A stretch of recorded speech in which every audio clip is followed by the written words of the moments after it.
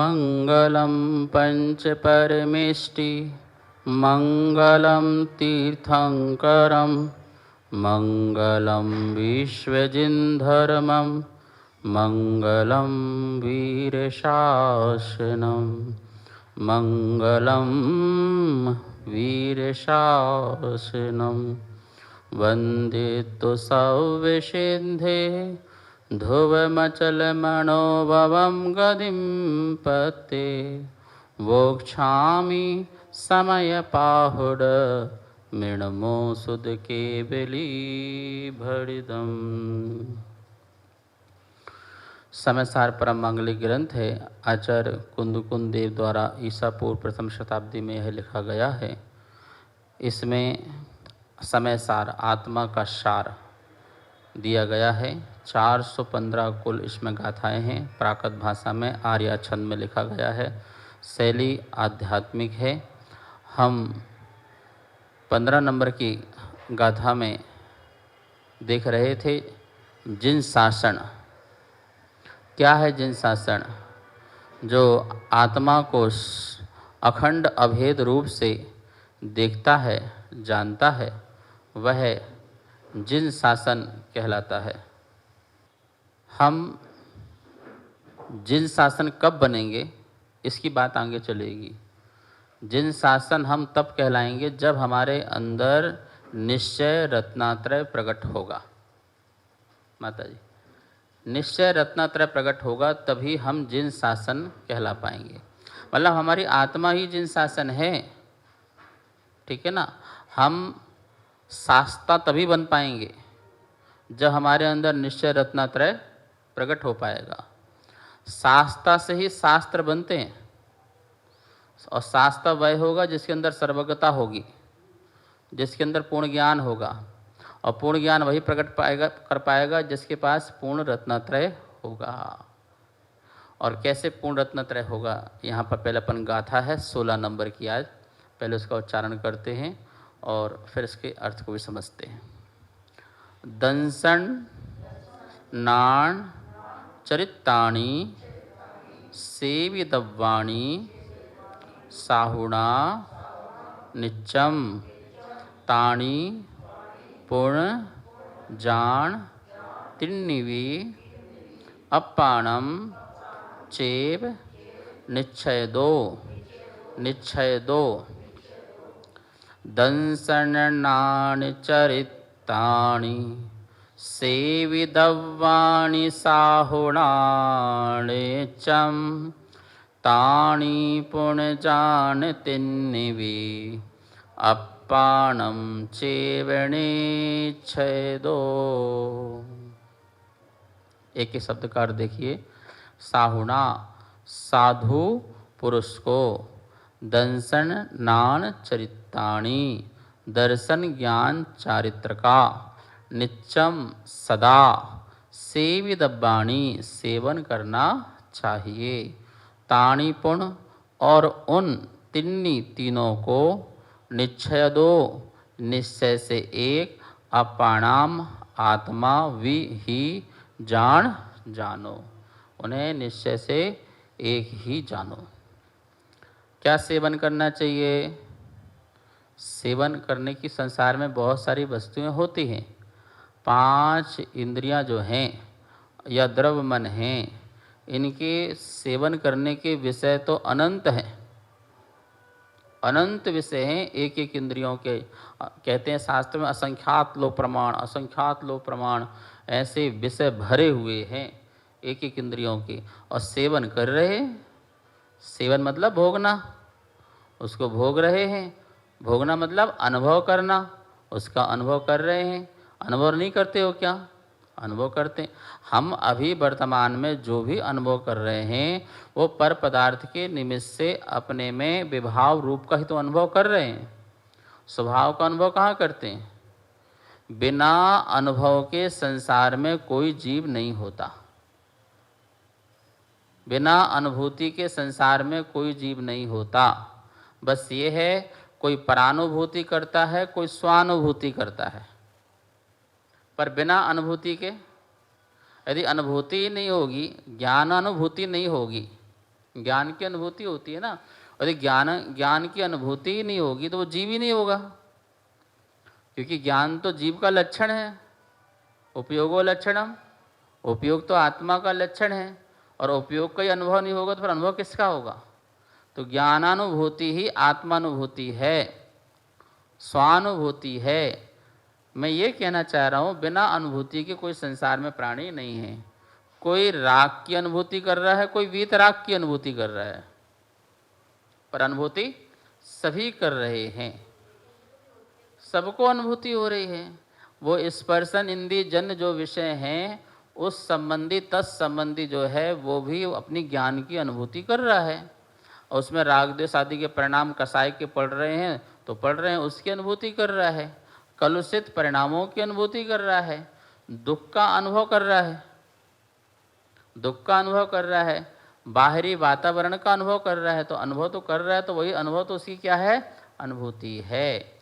बस इतनी है कि पराधीन अनुभूति जो है वो बंध का कारण बनती है, और स्वानुभूति जो होती है, जो पराधीन से रहित स्वाधीन अनुभूति जो होती है, वह बंध का अभाव करने वाली होती है और अनंत सुख देने वाली होती है।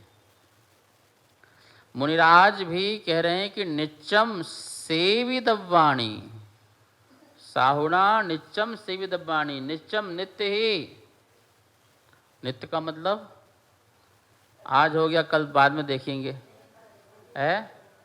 आज श्राद्ध कल बाद में देखेंगे, ठीक है ना? ऐसा थोड़ी होता है। आहार में से होता है क्या?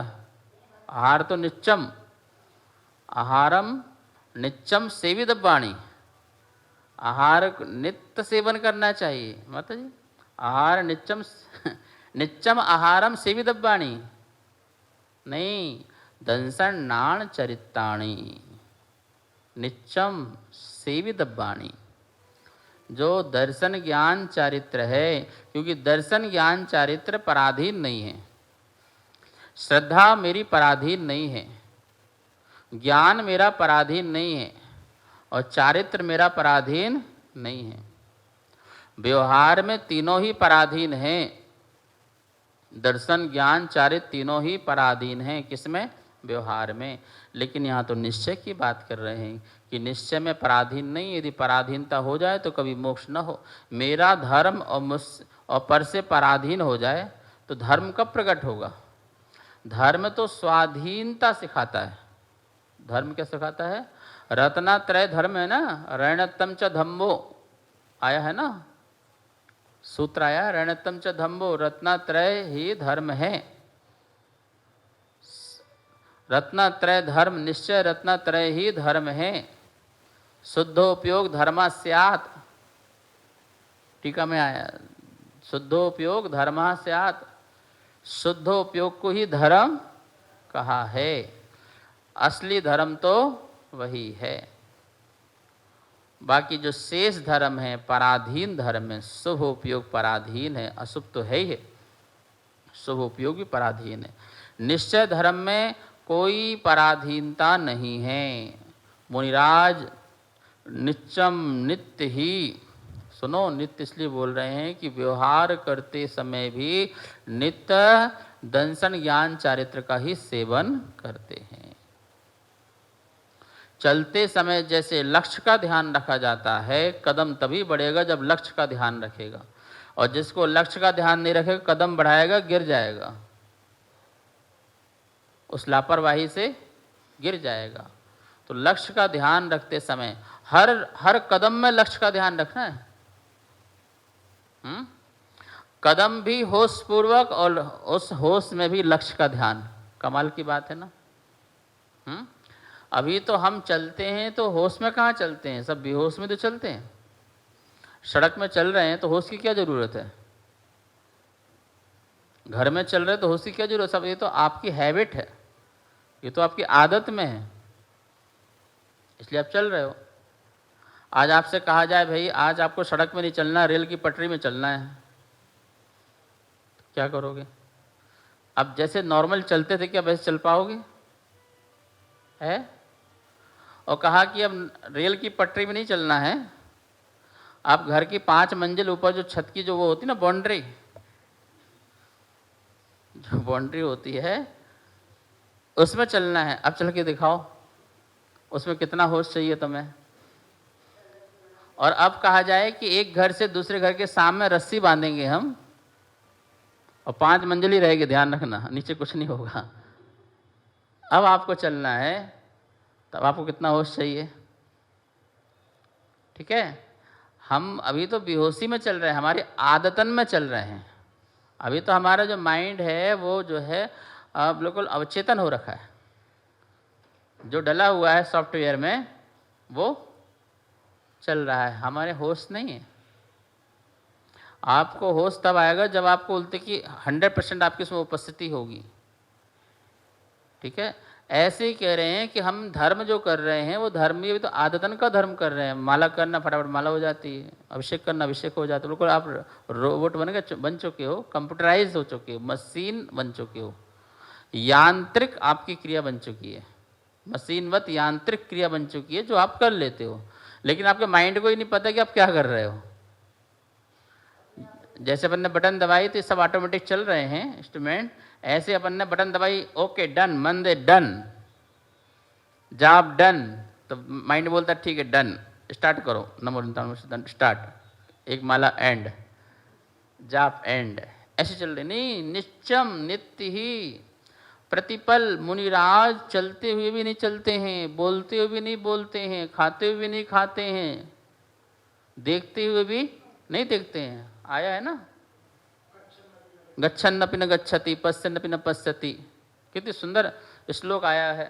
भोगते हुए भी नहीं भोग रहे। इष्टोपदेश में पूछपाछ स्वामी ने बहुत सुंदर उसमें बोले हैं। आप सोचिए, चलते हुए भी नहीं चल रहा है, क्योंकि चलते हुए में भी अपने स्वभाव में है, नित्य में है, और चलना एक क्रिया है जो लक्ष्य को ध्यान में रख रहे हैं। हर कदम में जीव हिंसा ना हो जाए, तो अहिंसा के स्वभाव में चल रहे हैं। बोलते समय अपने सत्य के स्वभाव में है।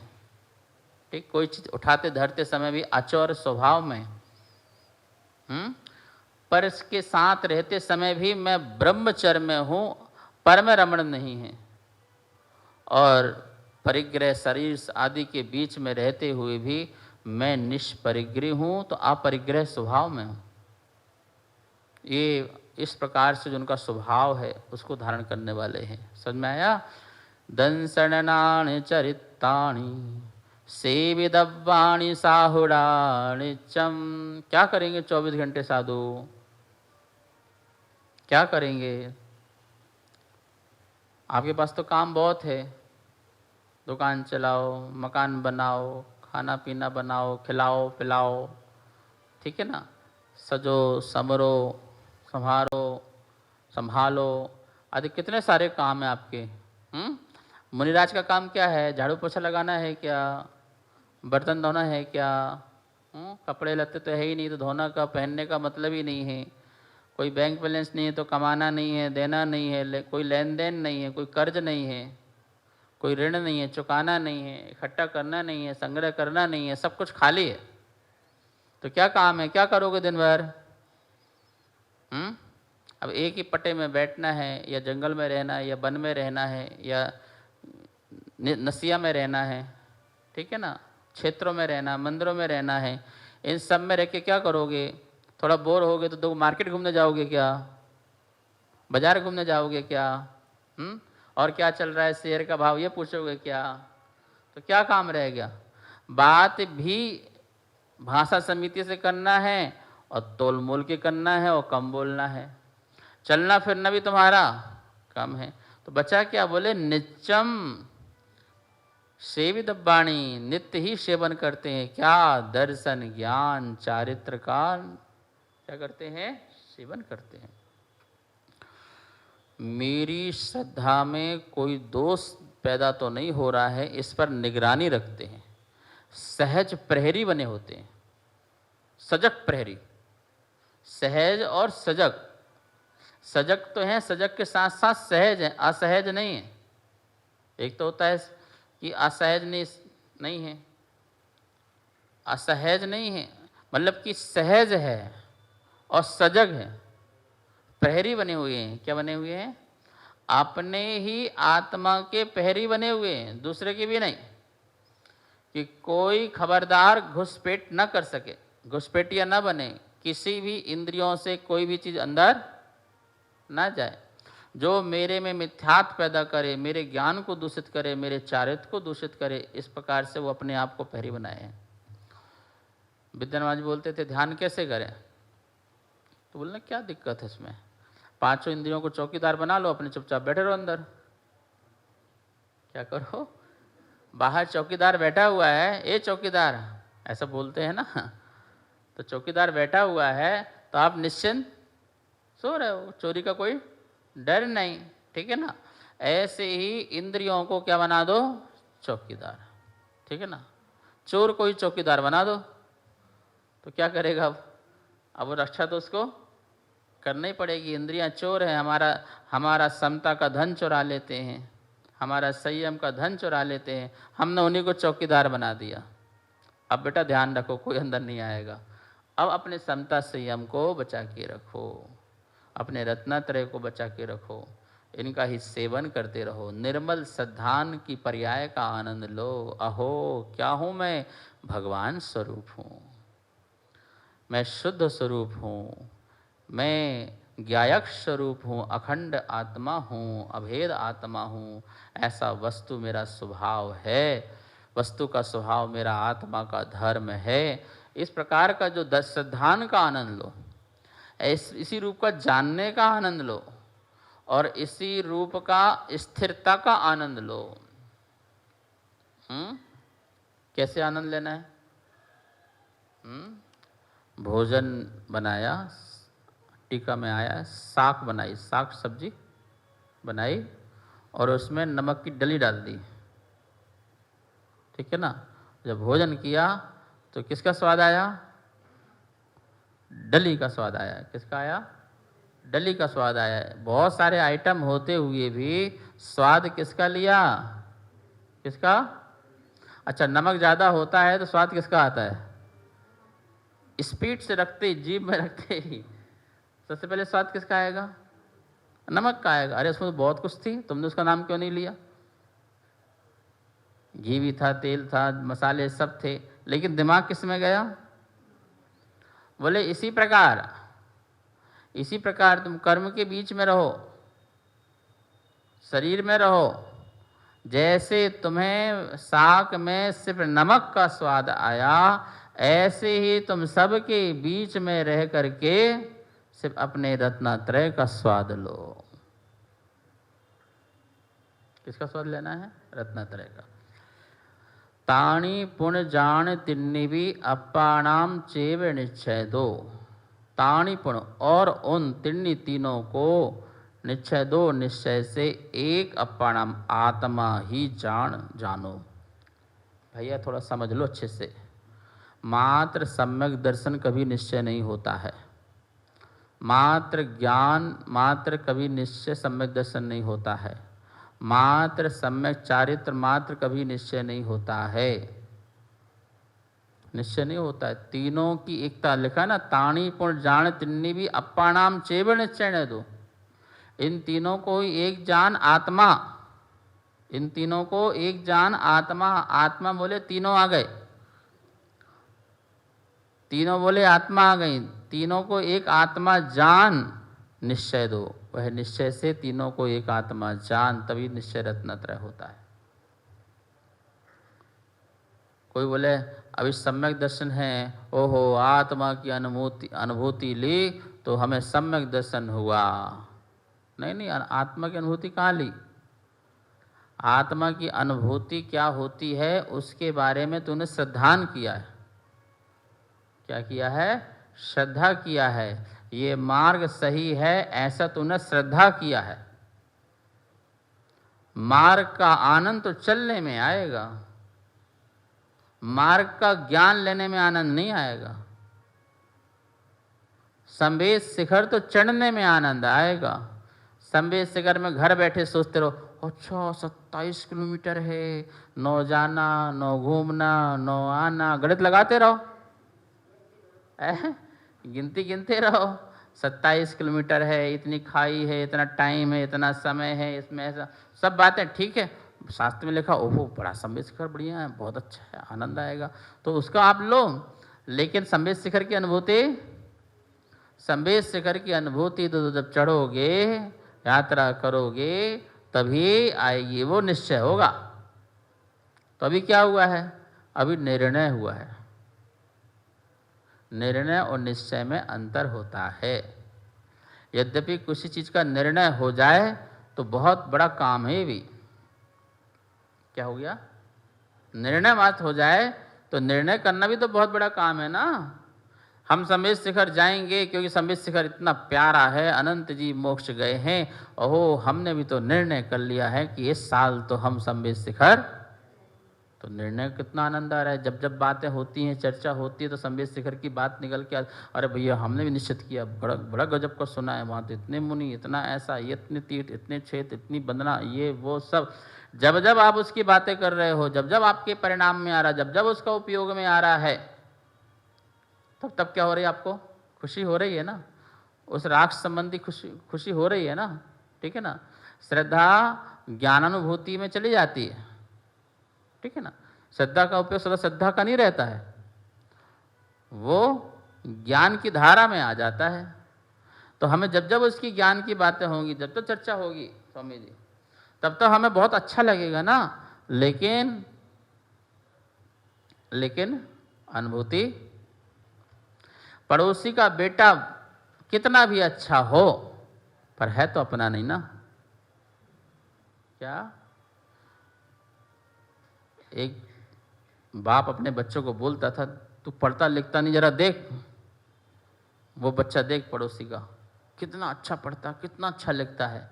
अच्छा, तो एक दिन जो बच्चा पड़ोसी वाला था वो खड़ा हुआ था, उसके सामने बोल रहे थे, देख ले तू, एक तू और एक तू गधा है, नालायक है, ये है वो है, पढ़ने लायक नहीं है, और ये देख कितना अच्छा, बढ़िया, अच्छा, फर्स्ट क्लास। अंकल जी मैं अच्छा हूँ। हाँ बेटा तू बहुत अच्छा है। अंकल जी कृपा करो ना, क्या 1 महीने की फीस स्कूल की, बस, और ज़्यादा कुछ नहीं। फीस नहीं भाई हम नहीं दे सकते। अभी तो कह रहे थे आप अच्छा, ये गधा है, मैं बहुत अच्छा पढ़ता हूँ। बेटा तू पढ़ता भले अच्छा है, पर तू मेरा क्या है? तो मेरे बच्चे की अनुभूति थोड़ी हो जाएगी तेरे में। भले मेरा बच्चा गधा है, पर बच्चे की अनुभूति तो मेरे में होगी। समझ में आया ना? ऐसे ही जो आप अपनी आत्मा में श्रद्धानुरूप करेंगे तो उसकी सच्ची अनुभूति होगी, पर से अनुभूति नहीं होती। देवशास्त्र गुरु बहुत अच्छे हैं और यही अच्छे हैं, ऐसा ही होना है। यही भगवान है, बहुत अच्छे हैं, ये गुरु हैं बहुत अच्छे हैं, ये शास्त्र हैं बहुत अच्छे हैं, और ऐसे ही भगवान, ऐसे गुरु, शास्त्र की शरण में हमें रहना है और ऐसे हमें बनना है। बहुत अच्छे हैं, पर इनसे आत्मा की अनुभूति नहीं होगी माता जी, इससे आत्मानुभूति नहीं होगी। इनसे लगाव से, इनको देख देख करके हम भी ऐसे बने, ऐसी प्रेरणा तो मिलेगी, ऐसा संबल तो मिलेगा, लेकिन इनकी प्रशंसा करते करते तुम्हें आत्मा की अनुभूति होने वाले नहीं है। जैसे उन्होंने मार्ग को अपनाया है, वैसे ही हम भी उस मार्ग में बढ़े तो क्या होगा? क्या होगा? अच्छी अनुभूति। यदि उसका बेटा उसके मार्ग में बढ़ के बिल्कुल वैसा हो जाए तो कितना अच्छा लगेगा। एक तो अच्छे का और दूसरा अपना है। ऐसे ही मैं भी भगवान के अच्छे मार्ग में चल कर के मैं भी उस मार्ग में बढ़ जाऊं तो भगवान के प्रति जो असीम श्रद्धा आएगी वो तो जबरदस्त होगी, लेकिन मेरे में जो आनंद की अनुभूति होगी वो अद्भुत होगी, अप्रतिम होगी, उसका कोई तोड़ नहीं हो सकता है। ठीक है, तो इसलिए यहाँ पर कह रहे हैं कि भैया देखो, तीनों की एकता तो निश्चय में होगी। निश्चय शब्द स्पष्ट दे रहे हैं। तो बताइए, यदि आप निश्चय में चतुर्थ गुण स्थान में आत्मा की अनुभूति मान लोगे तो क्या रत्नत्रय की प्राप्ति भी वहां मानोगे? चतुर्थ गुण स्थान में जो श्रावक है, सम्यक दृष्टि है, क्या उसके भी रत्नत्रय है? क्या वहां पर सम्यक दर्शन, सम्यक ज्ञान तो है, पर सम्यक चारित्र नहीं है। अच्छा, चारित्र नहीं है तो फिर जो वो आचरण कर रहा है उसका मिथ्या आचरण नहीं, आचरण भी मिथ्या नहीं है। उसका सम्यक दर्शन की काल अवस्था में पाए जाने वाला जो भी आचरण है वो सम्यक आचरण है, लेकिन वो सम्यक चारित्र नहीं है। जैसे मिथ्या दृष्टि के आचरण को मिथ्या चारित्र कहते हैं, ऐसे ही क्या आप भी सम्यक दृष्टि के आचरण को सम्यक चारित्र नहीं कह सकते? नहीं, हम कहते हैं, पर वो चारित्र नहीं है, सम्यक दर्शन श्रद्धा संबंधी पाया जाने वाला आचरण है, ना कि सम्यक चारित्र। गलती बहुत हो रही है, लोगों ने चौथे गुण स्थान में निश्चय रत्नत्रय मान लिया है। तो भाई यदि निश्चय रत्नत्रय वहीं हो जा रहा है तो क्यों अणुव्रतों की महाव्रतों की बात करो, क्यों घर छोड़ने की बात करो, क्यों मुनिराज बनने की बात करो, क्यों महावीर स्वामी को क्या हो गया था, घर छोड़ के जंगल जा रहे हैं, आदिनाथ घर छोड़ के जंगल जा रहे हैं। जब निश्चय रत्नात्रय ही वहां हो गया माता जी, तो फिर आवश्यकता ही क्या रह गई? हाँ, स्वरूपाचरण बताइए। यदि वहां पर स्वरूपाचरण हो गया है तो फिर वहां जाके कौन सा चरण होगा? क्योंकि स्वरूपाचरण के आगे तो कोई चरण है ही नहीं, आचरण है नहीं। तो आपको वहीं पर स्वरूपाचरण हो गया है। राग की भूमिका में यदि स्वरूपाचरण हो गया है तो वीतराग की दशा में कौन सा स्वरूपाचरण होता है, पहले यह बता दिया जाए। एकांत पक्षी मत बनो, मिथ्या दृष्टि कहलाओगे, अनंत काल तक संसार में भ्रमण करोगे, चारों गतियों में भ्रमण करोगे। इसलिए जो भगवान की वाणी है, आचार्यों की वाणी है, उसमें अपनी वाणी मत डालो। जनवाणी को जनवाणी मानो, उसमें जनवाणी मत डालो। आप सब लोग अपनी जनवाणी डाल करके स्वयं तो जहर पी रहे हो मिथ्यात्व का, लेकिन भोले भाले जो समाज के लोग हैं उनको भी मिथ्यात्व का जहर पिला करके उनको भी अनंत काल संसार में भ्रमण करा रहे हो। ऐसा कार्य बिल्कुल भी मत करो, बहुत पाप है। इससे बड़ा पाप कोई नहीं है कि आप भी मिथ्या दृष्टि बनो, दूसरे को मिथ्या दृष्टि बना दो। इसलिए हमें बिल्कुल ध्यान में रखना है। तो सम्यक दर्शन, सम्यक ज्ञान, सम्यक चारित्र, इन तीनों की एकता का नाम निश्चय जो है धर्म है। और ऐसा जो धर्म को जानता है वो अपनी आत्मा को जानता है। शेष विषय कर लेंगे। जा वाणी के ज्ञान से सूझे लोकालो, शो वाणी मस्त धरो सदा देत हो धो। हे जनवाणी भारती तो हे जपो दिन रैन, जो तेरी शरणा धरे शो पावे सुख चैन। सबको बहुत बहुत मंगल आशीर्वाद। कार्यक्रम पाठशाला के पुण्यार्जक थे श्री दिगंबर जैन मंदिर, लोधी कॉलोनी, दिल्ली।